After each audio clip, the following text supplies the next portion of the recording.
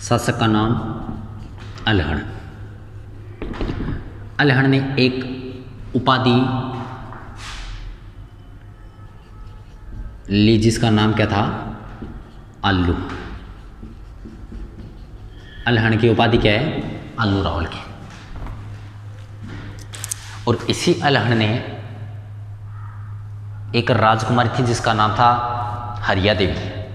इस हरिया देवी से शादी करके अलहण ने अपने साम्राज्य का क्या किया? विस्तार किया। हरिया देवी से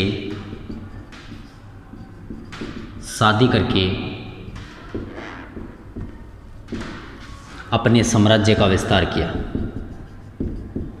अपने साम्राज्य का विस्तार किया। एक तो उपाधि है वो भी कौन सी है? आलू की है। और अपने साम्राज्य का विस्तार वो भी किसके माध्यम से किया है? एक राजकुमार थी जिसका नाम था हरिया देवी, अपने पास की राज्य की थी, उसके साथ शादी करके अपने साम्राज्य को उसके अंदर ऐड कर लिया। फिर बाद में इसने एक कार्य सबसे अच्छा और किया, नौकरशाही। पहले नौकर है ना, वो दूर से पता चल जाते थे कि ये नौकर है, उसका रहन सहन है, उसकी वेशभूषा, उसके आधार पर।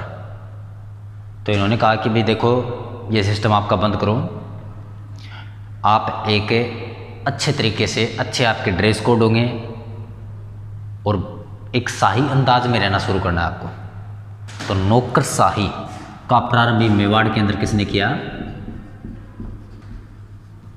किसने किया? अलहण ने किया।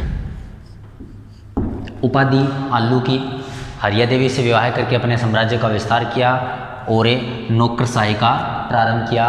और अपनी जो राजधानी बनाई वो कौन सी बनाई? मेवाड़ की आहड़ बनाई।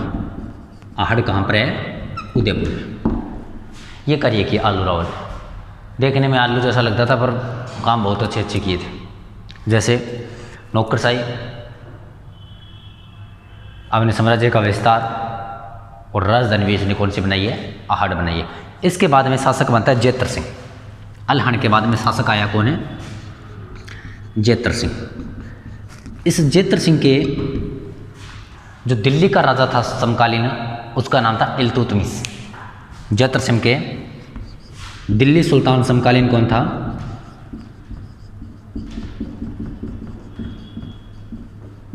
समकालीन नाम आएगा इल्तुतमिश का। इस इल्तुतमिश ने किया क्या कि जेतर सिंह के ऊपर आक्रमण किया। और बताते कि इस जेतर सिंह ने जब पीछा किया इल्तुतमिश का, तो इल्तुतमिश भाग गया। और जो इसका क्षेत्र था, मुख्य इसकी जो जगह थी, राजधानी बनाई थी, इस जेतर सिंह ने नागदा, इस नागदा को तहस नहस कर दिया और भाग गया। नागदा उदयपुर में ही है, जिसके अंदर शास्त्र बाहु का मंदिर है, जो सास बहू के मंदिर के नाम से जाना जाता है। नागदा कहाँ पर है? उदयपुर में है। इस नागदा को तहस नहस कर दिया था किसने? इल्तुतमिश ने, और भाग गया। जेतर सिंह के समय दिल्ली में बहुत अच्छे अच्छे कार्य हुए। मेवाड़ में, दिल्ली का तो इस समय इल्तुतमिश था, बहुत अच्छे अच्छे कार्य हुए। साम्राज्य की भावना भी, साम्राज्यवादी की भावना पूरी की पूरी इस जेतर सिंह के समकालीन हुई। बहुत क्षेत्रों का विस्तार किया, अलग अलग नियम लागू किए जेतर सिंह ने, और मेवाड़ को एक अलग दिशा दी। तो जेतर सिंह के काल को स्वर्णिम काल कहा जाता है। स्वर्णिम काल कहा जाता है। गुहिल वंश का स्वर्णिम काल किसके काल को कहा जाता है? जेतर सिंह को काल को कहा जाता है। अलग राजधानी बनाई, नागदा को बनाई, अलग अलग जगह पर मंदिरों का निर्माण करवाया। और समकालीन शासक भी कौन था? इल्तुतमिश था। इस जेतर सिंह के बाद में शासक बना तेज सिंह। शासक कौन बना? तेज सिंह। और इस तेज सिंह के इसमें एक घटना होती है, इंपॉर्टेंट घटना है वो। कोई युद्ध याद के बारे में किसी प्रकार का कोई वर्णन नहीं है इसमें। आपने कभी नाम सुना होगा मेवाड़ चित्रशैली। उस मेवाड़ चित्रशैली का प्रमुख ग्रंथ इसी के समय में लिखा गया। उस ग्रंथ का नाम है, लिख देता हूँ, ग्रंथ लिखा गया श्रावक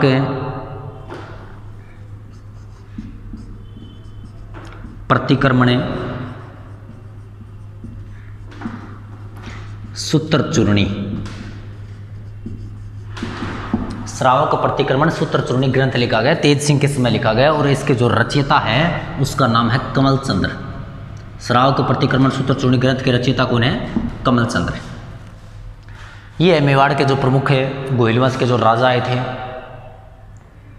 और उसके बाद में एक शासक आया जिसका नाम था समर सिंह। तो मैंने अभी तक आपको आल्लू रावल उपाधि, हरियादेवी से विवाह करके अपने साम्राज्य का विस्तार किया, नौकरशाही का प्रारंभ किया और अपनी राजधानी कौन सी बनाई? आहड़। उसके बाद में शासक है जैतर सिंह, दिल्ली के समकालीन शासक इल्तुतमिश था, और इसके काल को स्वर्णिम काल कहा जाता है। और तेज सिंह के काल में श्रावक प्रतिक्रमण सूत्र चूर्णी ग्रंथ की क्या हुई? रचना हुई। इन राजाओं के बाद में एक शासक आया था जिसका नाम था समर सिंह। शासक का नाम है समर सिंह, और इस समर सिंह ने मेवाड़ से गुजरने वालों से टैक्स शुरू किया। मेवाड़ क्षेत्र से जो भी कोई शासक गुजरेगा उसे क्या देना पड़ेगा? टैक्स देना पड़ेगा।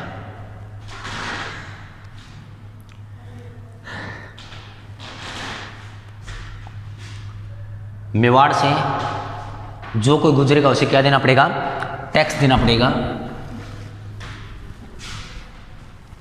नीचे लिख देता हूं, समर सिंह मेवाड़ से गुजरने वालों से टैक्स वसूला। कि आपके हमारे क्षेत्र से आपका कोई भी संघ, कोई भी आपकी सेना का गुट है, जो भी यहाँ से गुजरेगा उसे क्या देना पड़ेगा? टैक्स देना पड़ेगा। ये किस किस में की बात है? समर सिंह की। अब समर सिंह की हो गई बेचारी की मृत्यु, और इसके बाद में इसी का एक प्रतापी शासक है जिसका नाम था रावल रतन सिंह। और रावल रतन सिंह पूरा का पूरा मेवाड़ इसी के इर्द गिर्द घूमता है। गोहिल वंश का जो प्रमुख राजा नाम आएगा तो इस राव रतन सिंह का आता है, क्योंकि इसके समय इतिहास का सबसे बड़ा इस मेवाड़ के अंदर कार्य हुआ था जौहर। मैंने आपको बताया जौहर, एक नाम लिया है जौहर। ये जौहर होता क्या है? जौहर क्या होता है? एक होता है केसरिया, एक होता है जौहर, और एक होता है साका। सुनो केसरिया क्या होता है? जब कोई राजा ऐसे लगता है कि हमारे ऊपर प्रभावी हो रहा है और हमारा और इनका मुकाबला नहीं है बिल्कुल भी, तो राजा केसरिया रंग की पगड़ी धारण करके दुश्मन के हवाले अपने आप को न करने की बजाय केसरिया रंग की पगड़ी धारण करके किले के किवाड़े वो खोल दिए जाते हैं, और उसके अंदर मारने व मरने की परंपरा होती है, वो कहलाता है केसरिया। अब केसरिया हो गया, ठीक है। अब जो महिलाएं वो भी कुछ ना कुछ करेगी, तो महिलाओं के द्वारा अपने आप के अस्तित्व को बचाने के लिए दुश्मन के हवाले न करने के बजाय अपने आप को अग्नि में समर्पित कर देती है, और वो कहलाता है जौहर। क्या कहलाता है? जौहर। और दोनों कंडीशन जब साथ में फॉलो होती है तो फिर कहलाता है साका। और इन दोनों में से कोई एक हो जाए तो वो कहलाएगा अर्ध साका। क्या कहलाएगा? अर्ध साका। पूरा साका नहीं कहलाएगा, ठीक है। ये होता है आपका जौहर, केसरिया और साका।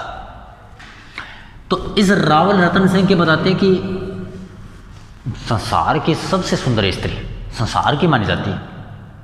अब पता नहीं है या नहीं, उसके बारे में कोई हमें मतलब नहीं। अब जो थी वो चली गई। तो इसकी जो पत्नी है उसका नाम है पद्मिनी। रावल रतन सिंह की पत्नी का नाम क्या है? पद्मिनी। इसके ऊपर जो पद्मावत फिल्म भी बनी थी, दीपिका पादुकोण ने पद्मिनी का किरदार निभाया था, रावल रतन सिंह का किरदार निभाया था शाहिद कपूर ने, और इसके समकालीन जो दिल्ली का सुल्तान था अलाउद्दीन खिलजी, उसका किरदार निभाया था रणवीर कपूर ने। पद्मिनी। अब इतने सुंदर लोग भारत में तो होते नहीं हैं, कहाँ पर होंगे? विदेश में ही होंगे। वैसे भारत वाले भी सुंदर होते हैं, ऐसी बात नहीं, बहुत अच्छे हैं। तो पद्मिनी कहाँ की है? श्रीलंका की है। पद्मिनी कहाँ की है? श्रीलंका की है। और उस समय श्रीलंका को कहा जाता था सिंहल द्वीप। क्या कहा जाता था? सिंहल द्वीप। पद्मिनी कहाँ की है? श्रीलंका की है। उस समय सिंहल द्वीप कहते थे। पद्मिनी के पिता का नाम गंधर्व सेन, गंधर्व सेन, माता चंपावती। माता का क्या नाम है? चंपावती। और सुंदर स्त्री है तो सुंदर सा ही पक्षी रखेगी। और सुंदर सा पक्षी कौन होता है? तोता होता है, तो तोता भी रखती है। और तोता कौन सा रखती है? हीरामन। तोता कौन सा रखती है? हीरामन। अब ये हीरामन की खास बात क्या है? हीरामन व्यक्ति की हूबहू आवाज़ निकालता है। हूबहू आवाज़ कौन सा तोता निकालता है? हीरामन। अब हूबहू आवाज़ निकालने वाला तोता मिलता कहाँ पर है? तो ये मिलता है अभी राजस्थान के गागरोन में। कहाँ पर मिलता है? गागरोन। और गागरोन कहाँ पर है? झालावाड़ में। कहाँ पर है? झालावाड़। तोता हीरामन हूबहू व्यक्ति की आवाज़ निकालता है। गागरोन झालावाड़ के अंदर मिलता है। पद्मिनी श्रीलंका की है। श्रीलंका को उसमें सिंहल द्वीप कहा जाता था। पिता का नाम है गंधर्व सेन, माता का नाम है चंपावती। और इसी पद्मिनी के ऊपर एक ग्रंथ लिखा गया जिसका नाम था पद्मावत। ग्रंथ का नाम क्या था? पद्मावत। और इस पद्मावत के रचयिता है, उसका नाम है मलिक मोहम्मद जायसी। मलिक मोहम्मद जायसी। और ये मलिक मोहम्मद जायसी किसके समकालीन था? ये था दिल्ली के शासक शेर शाह सूरी के समकालीन। शेर शाह सूरी के समकालीन 1540 के अंदर लिखा गया। हालांकि ये घटना 1303 की है। अब कहाँ तक सत्य है कहाँ तक नहीं है हमें इस बात से कोई मतलब नहीं है, बस इसने ग्रंथ लिख दिया पद्मावत और इसके अंदर पद्मिनी की सुंदरता का क्या दिया गया है? वर्णन दिया गया। अब रावल रतन सिंह शासक बन गया और बाद में बताते हैं कि एक दिन एक घटना होती है। एक बाग के अंदर एक शिकारी ने अपना जाल बिछा रखा था। वैसे तो शिकारी सभी होते हैं आज के टाइम में। तो इस जाल के अंदर एक तोता आ गया और तोता कौन सा था? हीरामन। और इस हीरामन तोते को आवाज़ निकालते व्यक्ति की हूबहू आवाज़ निकालते हुए उस शिकारी ने देखा। तो उस शिकारी ने उस जाल में से इस हीरामन को निकाला और राव रतन सिंह के पास ले गया। मैं सोचा कि देखो आज ऐसा मैं पक्षी पहली बार मैंने देखा है और ऐसा पक्षी मैं आज सबसे पहले राजा के पास ले जाऊँ तो राजा खुश होंगे, मुझे इनाम देंगे।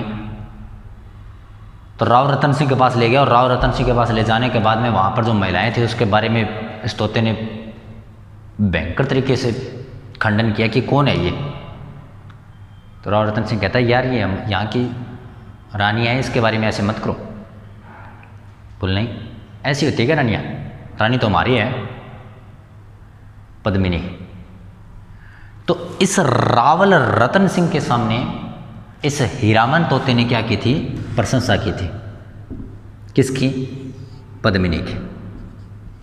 राव रतन सिंह के सामने पद्मिनी की प्रशंसा कौन करता है? हीरामन करता है। और इस हीरामन तोते के प्रभाव में आकर इस हीरामन तोते से पद्मिनी की प्रशंसा सुनी थी। और उसके बाद में खुद राव रतन सिंह कहाँ पर चला गया? श्रीलंका में चला गया। और उसके बाद में राव रतन सिंह पद्मिनी से शादी करता है और वहाँ पर जाने के बाद में क्या घटना होती है उसके बारे में वर्णन करेंगे आगे की क्लास में।